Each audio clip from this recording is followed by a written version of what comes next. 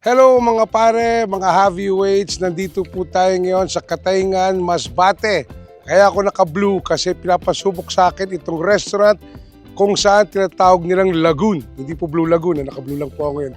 Where the specialty is lobster, pitik, and red snapper. Basically, nandun yung restaurant, may mga floating cottages, pero dito, pwede kang pumunta sa mga fish pen nila or floating cages nila para humuli or pumili nung kakain yung napaka-fresh na red snapper o lapu-lapu, pitik or slipper lobster, or yung actual at paborito kong lobster. So silipin natin kung anong mahuli natin dito. Tapos from sea to chef to plate, have eats. Mga pare, mga heavyweights, it doesn't get any fresher than this. Kakakuha lang namin lapu-lapu, mga 3 pitik lobster or slipper lobsters. And ito, real fresh lobster from the sea to my belly. Pero dahil muna natin sa kusina. Okay, pinakita sa atin ni Marco kanina kung paano huliin at paano nila inaalagaan itong mga fresh seafoods. From Marco, punta na tayo kay Chef. Chef, bagong huli ko lang to. Ako yung sumisid, ang bilis ko tumuyo. Okay. Lapu-lapu, Tsaka pitik, lobster, tsaka slipper lobster. pitik lobster, Tsaka yung lobster na original. at yung tunay na lobster. Pasok na natin dyan. Okay, pasok tayo sa Okay.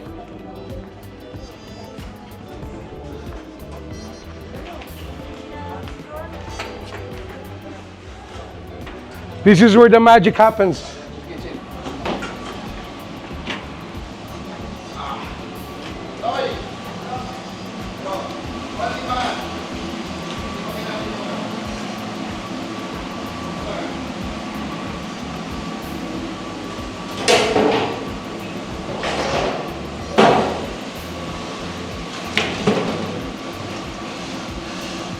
Chef, surprise me. I'm hungry. I'm excited. Next na makita nyo ako, kinakain ko na sila. Let the magic happen.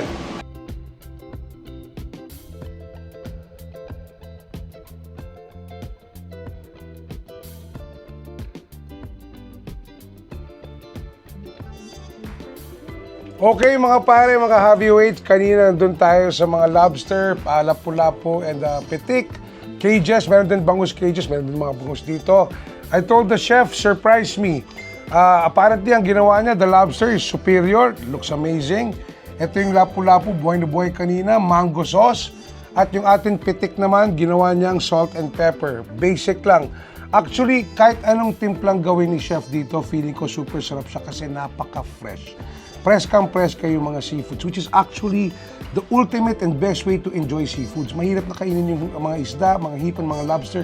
Pag matagal yung buhay nila sa loob ng freezer, kasi didikit yung laman sa shell. Ito, super fresh, nakita nyo hinuhuli.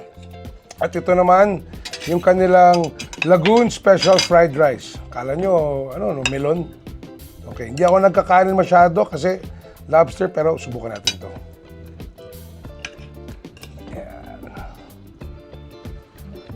Saktong-sakto, itong ginawa nilang Lagoon, parang pang-family talaga kasi maliban sa pwede kayong mag-enjoy ng napaka-fresh na seafoods, may mga fish feeding, may infinity pool, may mga ATV, may mga sea bike, at coming soon, yung kanilang accommodations.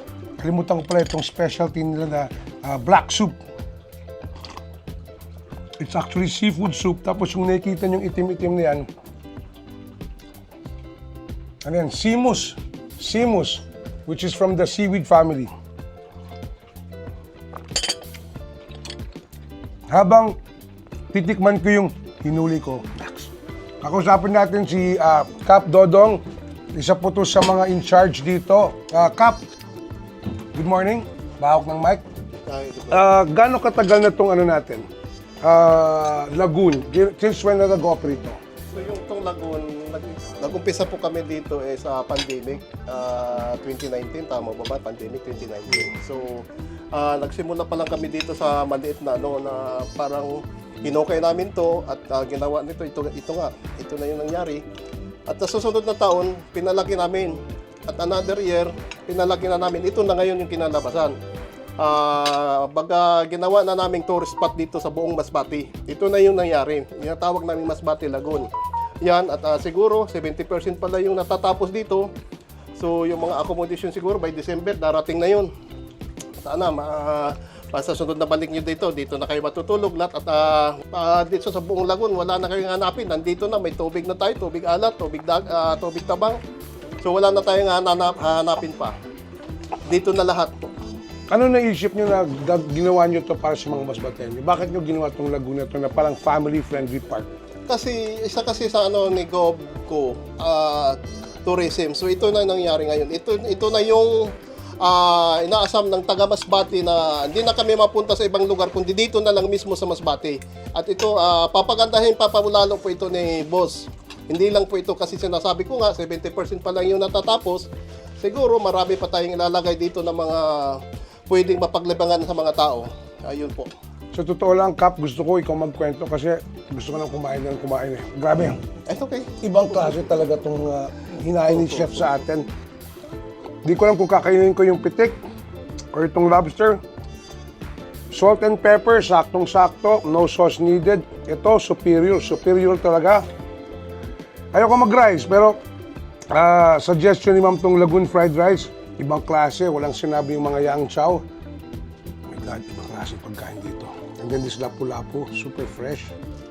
Kakamayin ko na. Oh my God. Chef, ibang klase ka. As much as ginawa nitong Lagoon for family fun, for family bonding, so sobrang sarap ng pagkain, ayoko talaga mag-share. Pero hindi pwede. Good food, good view is best enjoyed with good company. So, mga pare, mga heavyweights, if you come to Masbate na tinatawag ng rodeo country, a different side naman, tandaan nyo, isla ang Masbate. Dito sa Katayngan, napapalibutan tayo ng napakagandang dagat at napakasariwang hangin. Come here for the view, stay for the food, and soon, pag nagkaroon ng accommodations, spend the night. Spend the night with good friends, and spend the night with fresh lobster, fresh pitik, fresh lapu-lapu. Mula po dito sa Lagoon, check out their socials. Ako po si Javi Habagat Bagatsing. This time around, guys, happy eating. Kain na tayo lahat. Come on. Kain. Sarap.